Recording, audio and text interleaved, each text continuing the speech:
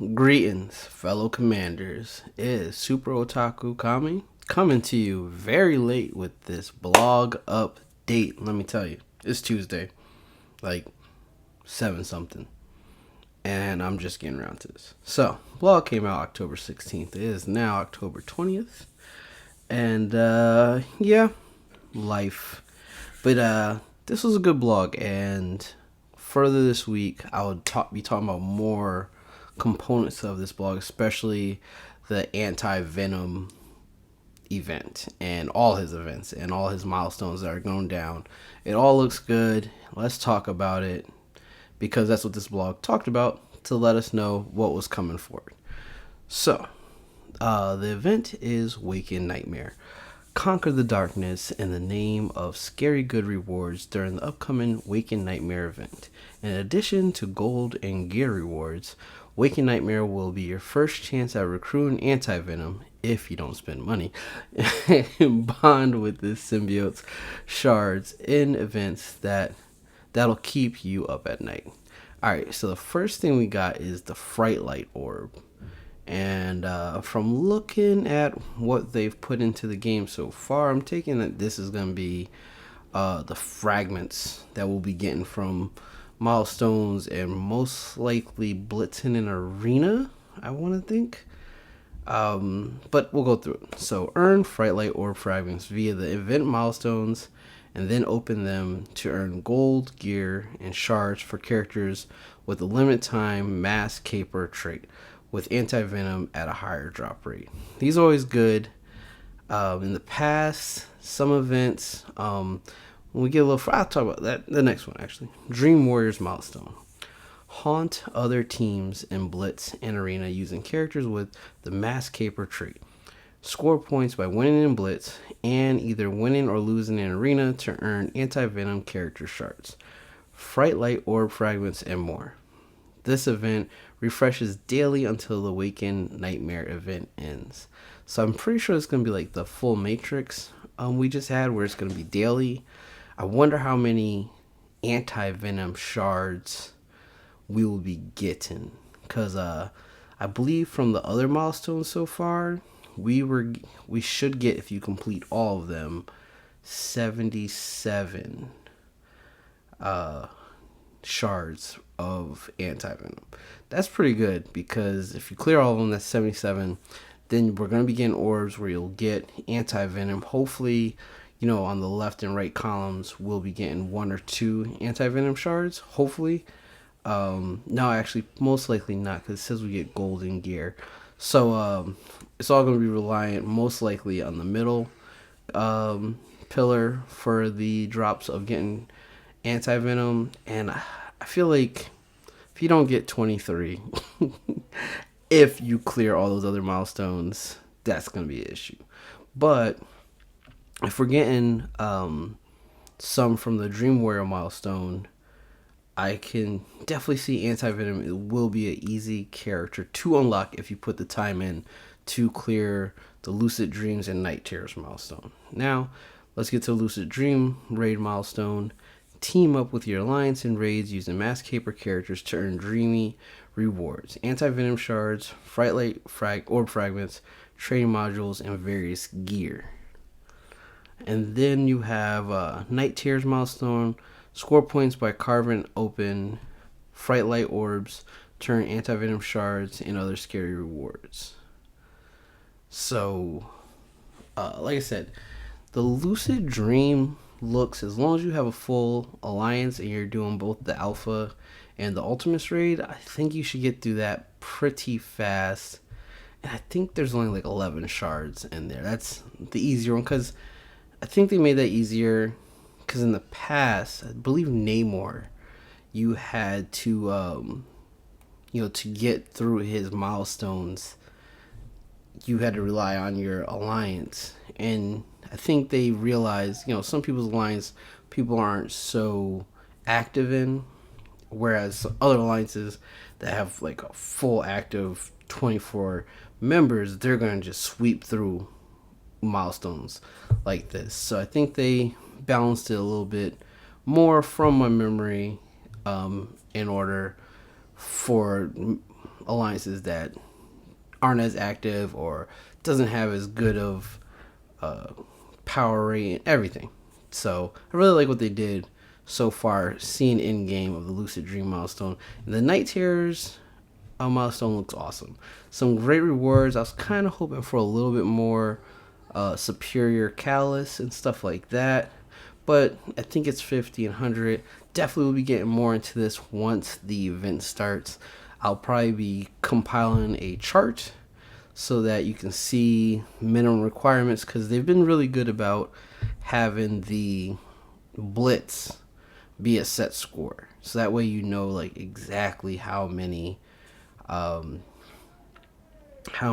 battles you have to win in order to clear the events. And with the Night Terror milestones, you have to open the Fright Light orbs. So you definitely want to get through Lucid Dream, and you definitely want to make sure you're clearing Dream Warrior every day, and just blitzing. Just get those Fright Light orbs so you can get Anti Venom. Then we got some bonus events. Training gain. I really like this because training modules from campaign nodes have been a issue. I've been running out of train miles, and I feel like it's just been so hard to level up certain teams all up to 75 with 80 right around the corner.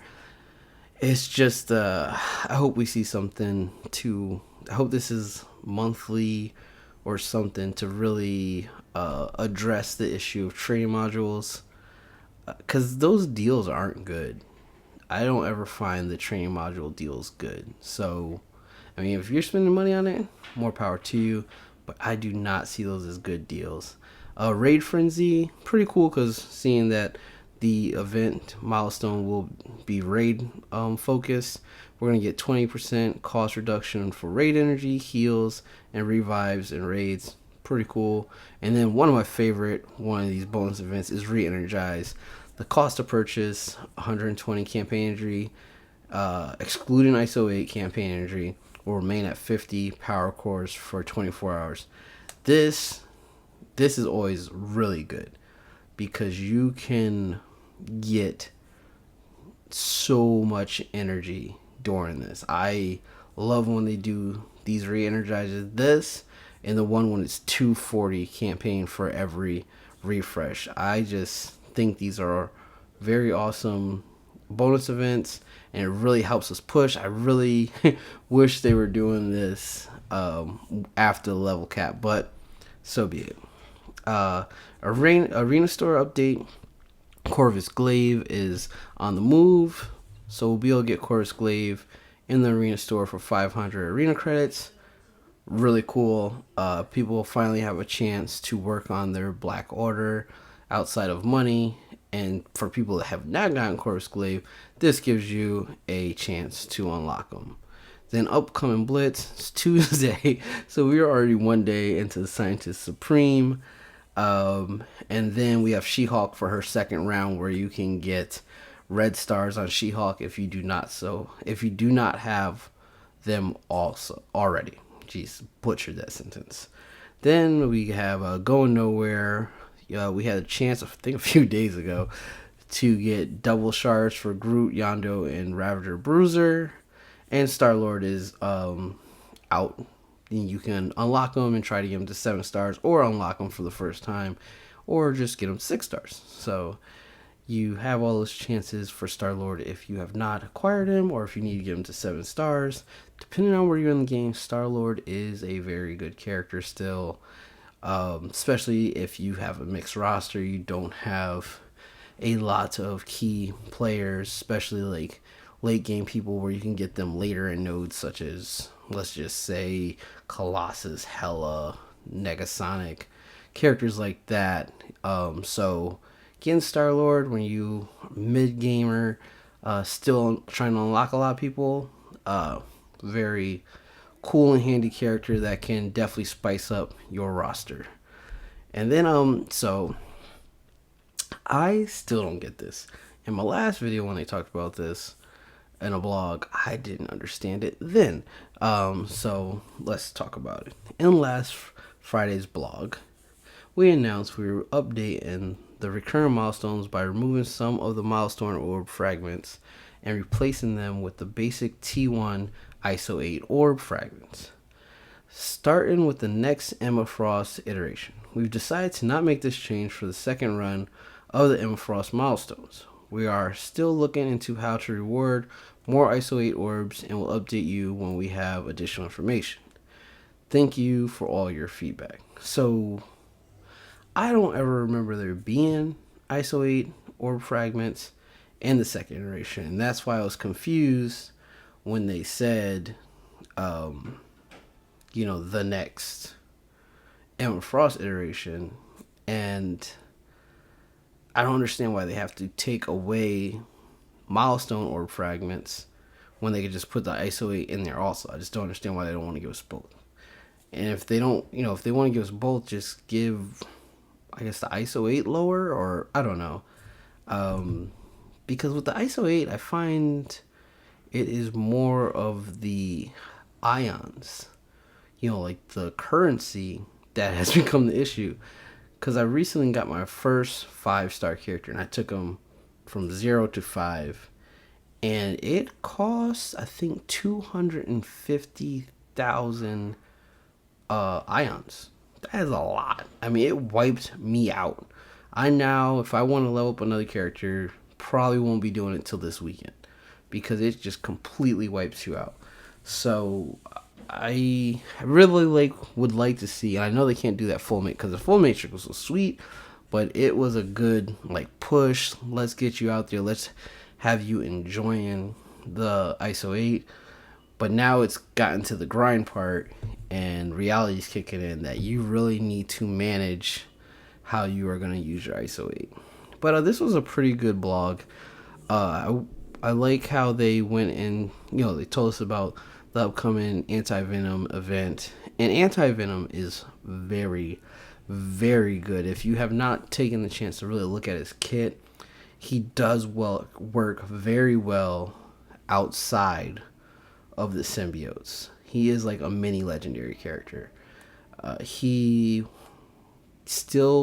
works better with the symbiotes, obviously, but he still functions outside of the symbiotes as a healer and does a lot. So even if you don't have all of the symbiotes, say if you're missing symbiote Spider-Man, you can fill, if you have the other 4, you can fill in for symbiote Spider-Man with X23, because when he drops under 40, she'll get speed up, or drops under 50%, she'll get a speed up, and when it goes under 25%, or if you just drop people straight down 25%, everybody's getting extra speed, and she works in flow with the rest of those symbiotes. And the fact that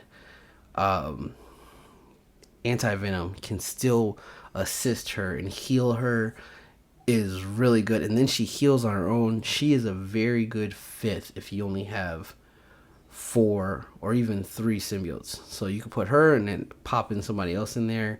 You can even do like a yo-yo if you want to give. I mean, you can do a lot with the symbiotes. They're a really good team, and I love the flexibility Anti-Venom has.